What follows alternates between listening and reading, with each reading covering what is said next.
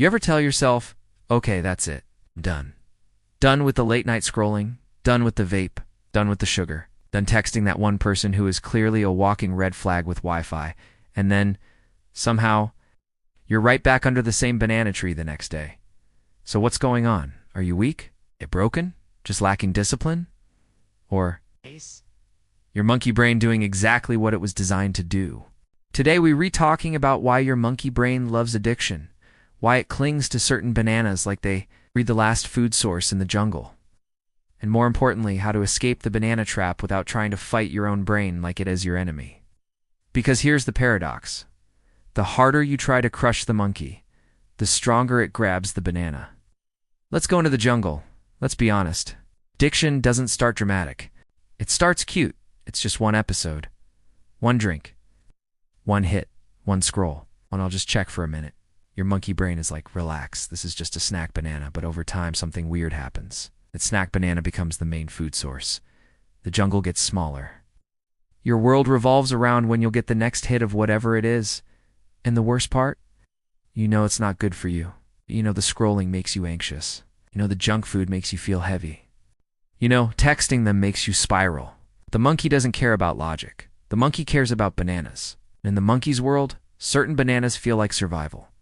That's what addiction really is. Your brain confusing a super stimulating reward with something necessary for survival. You're not addicted because you're stupid. You're addicted because your ancient jungle wiring met modern hyper-engineered bananas. Modern bananas are engineered to be irresistible. Alright, let's zoom in. Inside your skull is a little reward circuit called the mesolimbic dopamine system. It sounds complicated, but here's what it actually is. It's the Oooh banana system. Dopamine isn't the pleasure chemical like people say. It's the motivation chemical. It spikes when your brain detects something important for survival. Food, sex, social approval, novelty. Here's the twist. Dopamine spikes before you get the reward. It spikes in anticipation. That means the scroll, the click, the pour, the inhale. That's where the biggest surge happens. Your monkey brain learns, when I see this cue, bananas are coming. This is called cue-triggered dopamine release. Over time, your brain becomes hypersensitive to the cues. You don't crave the banana randomly. Crave it when you sit on your bed at night, you feel stressed, you hear a notification, you pass by that fridge. The cue lights up the dopamine system like a jungle alarm. And here's another wild fact. Addictive substances and behaviors release 2 to 10 times more dopamine than natural rewards. So when your monkey tastes a hyper-sweet digital banana, normal fruit starts tasting bland. Your brain literally lowers its baseline dopamine sensitivity over time. That's why everything feels boring when you're trying to quit. It's not that life is boring. It's that your monkey got used to super bananas. And now regular jungle life feels like eating leaves. But here's where it gets deeper. Addiction isn't just about pleasure. It's about escape. Your monkey brain has one core mission. Avoid pain. Seek safety. When you're stressed, lonely, anxious, bored, insecure, the monkey feels threatened. And it looks for the fastest banana to calm down. Addiction becomes emotional regulation. That vape, stress relief banana, that porn, loneliness banana, that junk food, comfort banana, that social media, validation banana. Over time, the monkey stops learning how to handle discomfort. Why would it? The banana tree is right there. Here's the scary part. The more you use a behavior to escape discomfort, the worse your baseline discomfort gets, because your brain stops developing resilience. It's like skipping leg day for your emotional muscles. Now every small stress feels like a lion. The monkey runs back to the tree, and the jungle shrinks again. That's the real trap, not just pleasure, dependency.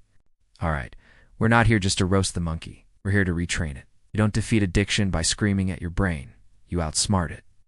Here are 5 strategies that actually work. 1. Remove the tree. Not just the banana. Willpower is terrible against visible bananas. If the cookies are on your desk, the vape is in your pocket, or the apps are one tap away, your monkey will negotiate. Environment beats motivation every time. Delete the app. Move the snacks. Don't keep it in the house. Block the site. Change your physical space. You're not weak for needing friction. You're smart. Make the banana harder to reach, and the craving intensity drops dramatically. 2. Expect the dopamine crash when you quit. Your brain will temporarily feel gray, boring, flat, uninspired. That's not failure. That's recalibration. Your dopamine system needs time to reset sensitivity. Research shows it can take weeks for receptor levels to normalize depending on the behavior. So when your monkey says life is meaningless without this banana, you say, relax, we're detoxing. The boredom is temporary. The freedom is long-term. 3. Replace. Don't just remove. If you remove the banana tree and leave an empty field, your monkey panics. You need replacement rewards, not equally intense ones that defeats the purpose, but healthier ones. Examples. Replace late-night scrolling with reading fiction. Replace stress vaping with a 5-minute walk.